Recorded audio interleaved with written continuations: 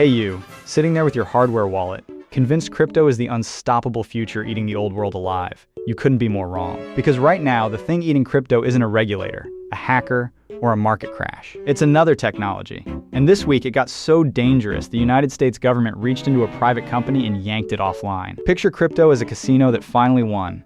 It bought the building, the city, and a power grid the size of a small nation. And just as the champagne pops, a bigger, smarter, hungrier casino moves in next door and starts draining the water table. That bigger casino is AI. And I'm here to argue it's quietly dismantling crypto from 3 directions at once. No bullshitting, straight in. So let's start with this week, because this week was insane. And this is true. Anthropic, the company behind Claude, launched its most powerful model ever, codenamed Fable 5. And when I say powerful, I mean Anthropic itself looked at the thing and went, yeah, this one's too powerful to release. Their words. Its capabilities exceed those of any model we've ever made generally available. You ever build something and then immediately go, oh no, what have I done? That's a company shipping a product while filling out the incident report in advance. Before launch, they actually tested whether Fable 5 could exploit and hack systems. Not can it write a poem, can it break into things? And then, days after it went public, the US government showed up and said, nope. Here's how this domino fell. Authorities ordered Anthropic to block foreign nationals from accessing Fable 5. Anthropic, apparently unable to do that surgically, just flipped the entire switch. Fable 5 and its sibling model, Mythos 5, gone for all customers. Imagine being a paying user who just wanted help with a spreadsheet and the government nukes your AI because some other guy abroad might touch it. Hey, my premium subscription stopped working. Yeah, national security. Sorry. I was making a birthday card. Tell it to the Pentagon. And the whole thing is happening, MID lawsuit. Anthropic is already suing the Trump administration over how the government uses its tools. So this isn't a friendly phone call. This is 2 parties already in court, suddenly fighting over a model deemed too hot to exist. Now what triggered the shutdown? A so-called jailbreak. The government claims it found a way past Fable 5's safety limits. A way to make the genie do the forbidden stuff. Anthropic looked at the demo and basically went, oh now. That's it? They called the flaws minor, previously known, and this is the savage part. Findable by other public models without any bypass at all. So the government's terrifying breakthrough is, according to Anthropic, something you could already do with a free chatbot in 10 minutes. Right guys? The most dangerous AI on Earth, defeated by stuff already on the menu. Either way, the point stands. The most powerful frontier AI on the planet was considered a security threat serious enough to switch off. Now hold that thought, because we need to talk about the perfect victim, and the coaster is about to climb. First, why is crypto the ideal target for a weapon like this? Because crypto did the one thing that makes you delicious to attackers. It locked staggering amounts of money into code and then walked away whistling. Smart contracts are just programs holding billions. And a program is exactly the kind of thing an AI loves to read. Here's the receipt. In 2025, roughly $3.41 billion in crypto was stolen, up from about $2.2 billion in 2024. So the body count is climbing. And one single hack, the Bybit job, accounted for about $1.5 billion of that, roughly 44% of the entire year in one heist. One hack, 44%. That's not a robbery, that's a clearance sale. And the people doing this aren't basement teens. They're nation states running it like a Fortune 500. North Korea alone stole a record at least $2.02 billion in crypto in 2025, about $681 million more than the year before. DPRK's GDP is held together by hopes, dreams, and apparently your liquidity pool. So the coaster climbs.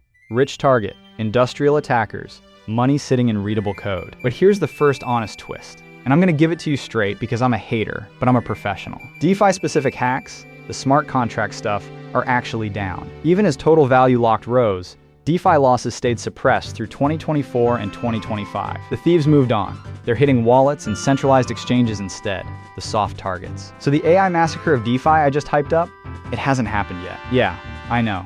Hold your booze. Because yet as the whole episode, the coaster hasn't dropped.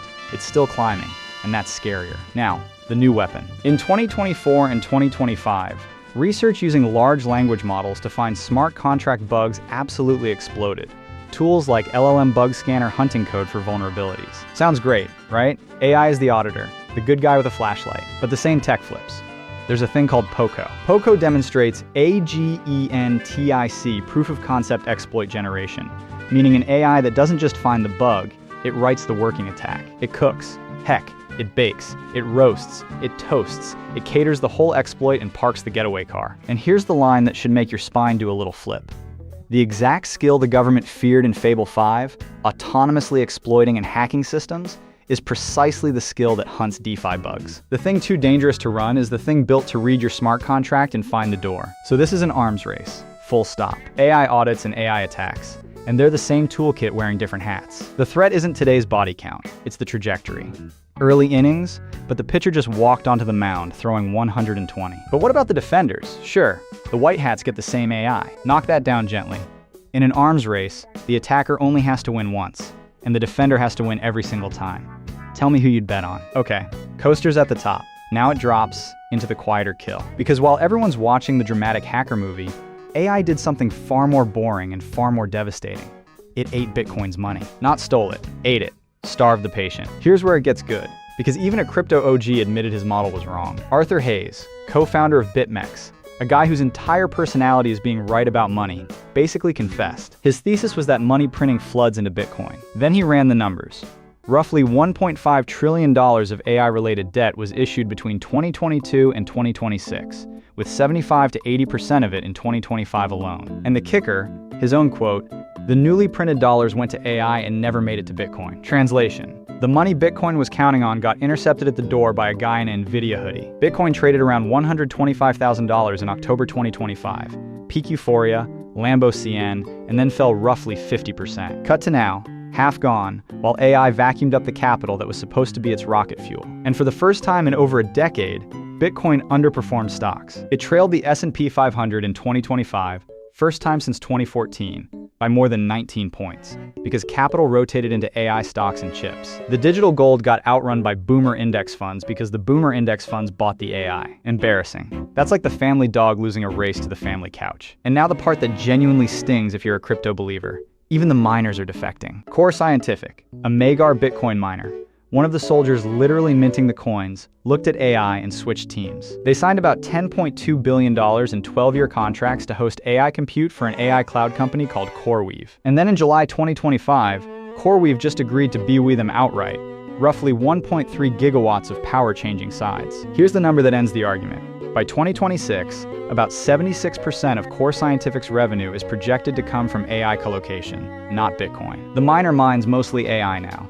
The crypto soldier took the AI's coin and switched uniforms mid-battle. That's not a defection. That's the general selling the fort and the cannons. And finally, the correlation trap, the part that ties the rope around everyone's neck. Crypto's whole pitch was that it's uncorrelated, its own weather system, immune to the stock market's mood swings. That's dead. Crypto now increasingly moves wage tech and AI stocks because it's the same marginal buyer pressing the same buttons. It trades like a leveraged bet on AI, a high beta proxy, which is finance nerd for when AI sneezes. Crypto gets pneumonia. One stretch in 2025 wiped roughly $2 trillion off the crypto market in a single move. $2 trillion, with a T, gone like it was never there. So if the AI bubble pops, crypto doesn't get to sit in the corner being uncorrelated and smug, it bleeds out right alongside it. You wanted independence from Wall Street, and instead you became Wall Street's anxious little shadow. So let's machine gun it. Is AI destroying crypto? AI drained its capital. The printed dollars went to chips, not coins. AI stole its infrastructure. The miners flipped to hosting compute. AI is arming its attackers. The same agentic skill the government feared is what hunts smart contract bugs. AI tanked its independence. Crypto now trades like a leveraged AI bet that just lost $2 trillion in a stretch. And the most powerful AI ever made got suspended this week for being exactly the kind of tool that could turn $3.4 billion in annual theft into something much worse. Case closed, right? Crypto's dead. Pour one out. But here's the catch, and I'm giving it to you honest, because I'm not here to lie to you. It's not a massacre yet. DeFi hacks are still down, and the AI threat is the trajectory, not today's corpse pile. And Arthur Hayes, the same guy who admitted he was wrong, argues the trade isn't over. His bet: when the AI bubble bursts and the money printer fires back up, Bitcoin is positioned to be exactly where that flood runs next. In other words, AI didn't kill crypto.